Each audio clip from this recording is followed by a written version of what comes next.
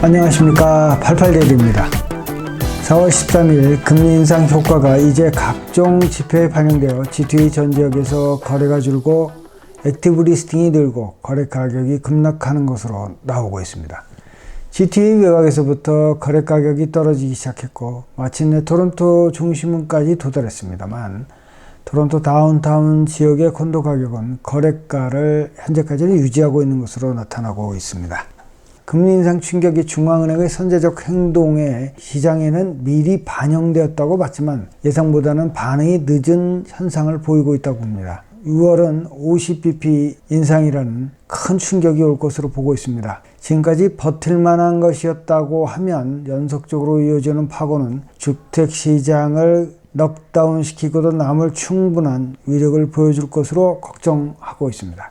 과거 2017년 사례와 유사하다고 본다면 집을 팔아야 하시는 분은 빨리 처분하든가 아니면 2년 이상 기다려야 할 것 같은 예감이 듭니다. 올 연초같이 높은 집값을 원한다면 3년 내지 4년을 더 기다려야 되지 않을까라는 생각도 하고 있습니다. 하지만 이것도 좋은 쪽에서 바라본 전망일지도 모른다는 겁니다.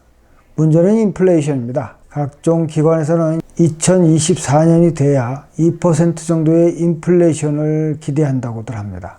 그렇다면 상식적으로 3년 정도는 금리가 주택시장을 붙들고 있지 않을까요? 시중금리가 4 내지 5% 수준으로 안정되고 여기에 적응하는 기간을 거쳐 다시 반등하는 기간은 적게 봐도 2, 3년은 좋게 걸린다고 봐야 할 것 같습니다. 스태틱스 캐나다의 발표에 따르면 캐나다 건축 비용이 지난 몇 년 동안 치솟았는데 토론토를 보면 2021년 4분기에만 4.6% 증가했다고 하고요. 연간으로는 25.6% 증가했다고 합니다. 2019년 4분기 건설을 시작한 이후에 토론토 건축 비용은 35.1% 증가해 부도 직전에 있는 건설사들이 나타나고 있다고들 합니다. 그런데 2024년까지 인플레이션이 지속되면 지금보다도 더 많은 프로젝트들이 불안정하게 될 거라는 것입니다. 정부는 주택 건설을 2배 늘리려고 하는데 그 목표가 과연 달성될 수 있을지 우려하고 있다고 합니다. 다음번 주택경기 화랑 시기가 도래한다면 그것은 정말 공급 부족에 기인한 주택가격 급등일 것이라는 생각을 하게 하는 요인이 될 것입니다. 요즘 주택거래 시 셀러는 2월에서 3월 주변에 팔린 가격을 기대하고 집을 내놓고 바이어는 떨어지는 상황을 관망하면서 낮은 가격을 제시하려고 하고 따라서 시장에서는 혼선이 빚어지고 있는가 봅니다. 어느 바이어는 집값이 떨어진다고 해서 현장에 가보면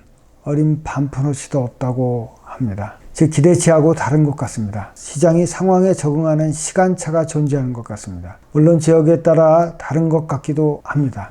그럼 4월 넷째 주 주택시장 동향을 살펴보도록 하겠습니다. 토론토 단독주택시장은 큰 폭으로 하락하여 176만 2천 달러를 보였고 거래가 줄고 재고가 늘고 있습니다. 미사가 지역은 177만 7천 달러로 계속 내리다 깜짝 반등을 보였으나 적어지는 거래 건수에 역시 재고가 증가되고 있고 오버 애스킹 비율이 지난달 80% 이상에서 49%로 대폭 감소하는 현상을 보이고 있습니다. 브럼프턴은 142만 8천 달러, 듀럼 지역은 126만 4천 달러로 거래가가 굉장히 빅 드랍을 하고 있는 것 같습니다. 반지역은 204만 달러, 리치몬드 힐은 224만 3천 달러, 마캄은 200만 5천 달러를 보여 반등하는 현상을 보였는데요. 이유는 거래 건수가 적은데 비싼 집들이 다수 팔린 것이 원인인 것 같습니다. 거래 건수가 예년의 3분의 1 수준이고 액티브 리스팅이 늘고 있는 상태라 집값이 하강하는 추세는 분명히 보입니다. 토론토 콘도 거래가는 80만 8천 달러로 소폭 하락을 보였고 거래가 줄고 재고가 누적되고 있습니다. 필 지역 콘도는 68만 1천 달러로 정말 상당히 많이 드랍을 하였습니다. 욕 리진 콘도는 76만 2천 달러로 많지 않은 거래가 있었고 재고가 늘고 있습니다. 다운타운 콘도의 거래 가격과 렌트 가격은 지난주와 비슷하게 나타나고 있는 것 같습니다. 스튜디오는 53만 1천 달러의 거래가에 렌트는 1786달러, 원베드는 69만 5천 달러의 거래가에 렌트는 2134달러, 원 플러스 원베드는 77만 달러의 거래가에 렌트는 2367달러, 투베드는 100만 5천 달러에 거래되었고 렌트는 $2,980를 보였습니다.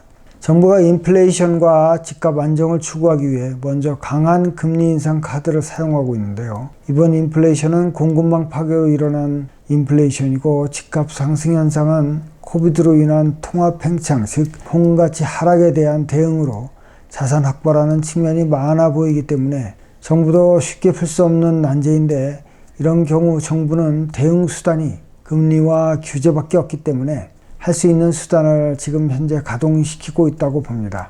결국 인플레이션을 잡는다는 목적하에 금리를 높여 경기를 위축시키고 소비를 감소시켜 물가를 잡는다는 이론인데, 이로 인한 건설 경기와 소비 경제가 위축되면 그야말로 스태그플레이션이라는 장기 침체 과정을 겪게 될지도 모른다는 것입니다. 무제한 정부는 아닐 것으로 보지만 5% 정도의 시중금리가 유지가 되고 인플레이션이 지속된다면 아무리 강한 캐나다의 경제도 한동안은 힘든 시기를 보내야 하지 않느냐 하는 생각을 가지게 합니다.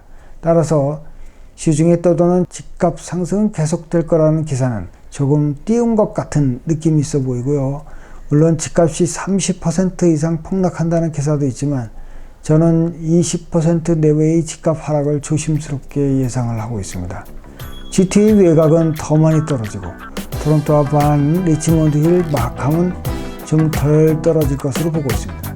이상 4월 넷째 주 GTA 주택시장 현황이었습니다. 시청 감사합니다. 구독 부탁드리겠습니다.